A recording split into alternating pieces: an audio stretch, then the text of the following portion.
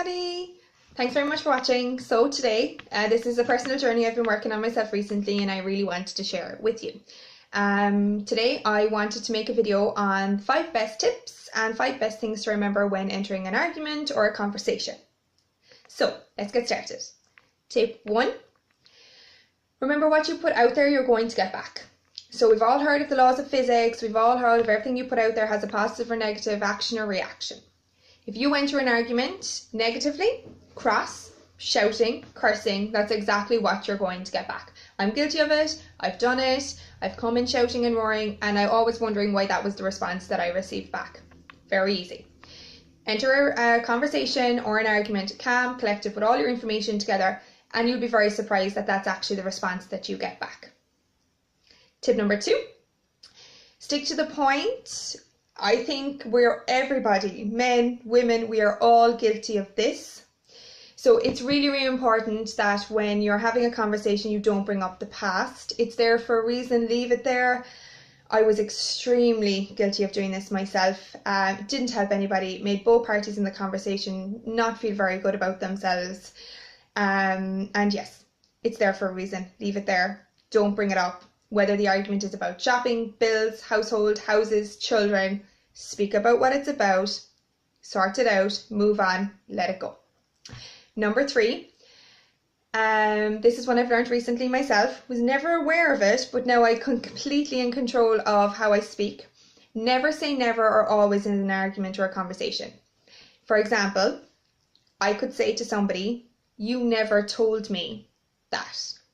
Or "I have always spoke to you about this." It only takes one time for the person to remember that they actually have told me, or yes, I did do that, for them to jump in and say, "Actually, I did tell you, this is when I told you."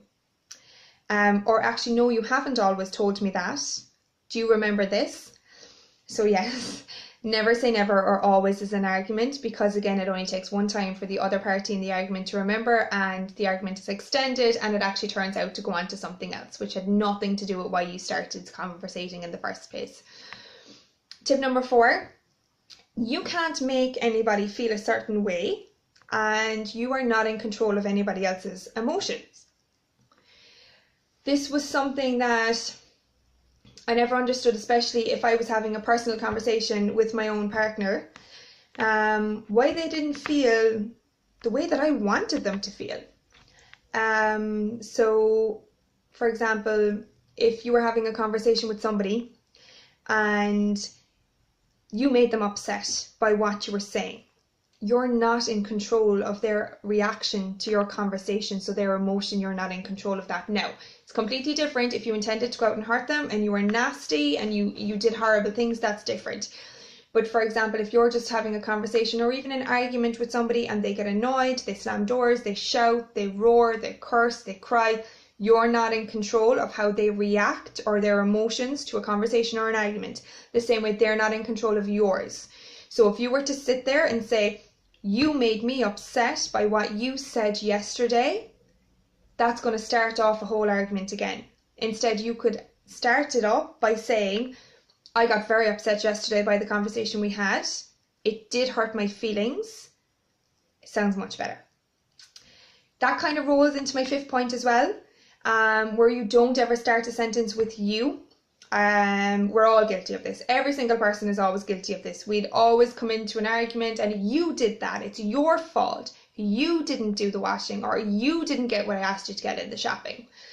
No, doesn't work. Straight away, whoever you're having an argument with, I've seen it myself, they get defensive, they back off, silent treatment starts to happen, straight away. Think of it this way, if you were in work and your boss came up to you and said, "You didn't do this yesterday," straight away your defenses go up, your walls go up, because you know what's coming. Either a criticism, they're going to tell you you did something wrong, and you're not going to feel very good after it.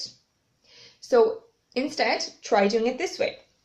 Instead of starting an argument or a conversation with "you," you could say, "I actually asked you if you would get this for me in the shopping yesterday.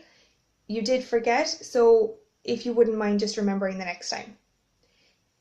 Another way that could have come across is, "You didn't get what I asked you to get yesterday in the shopping, you forgot about it." So the first way was calm, collective didn't feel like an attack on the person, and it wouldn't have turned out into an argument. So just try it, test it out.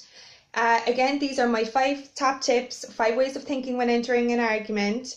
I hope they helped. Comment below and let me know what you think. If you like this video, please give it a thumbs up and subscribe. Also in the link below will be a link to my Facebook page where I have positivity up all day long and quotes, and also my Instagram account if you'd like to follow me, and also feel free to share this video. Thanks very much, guys.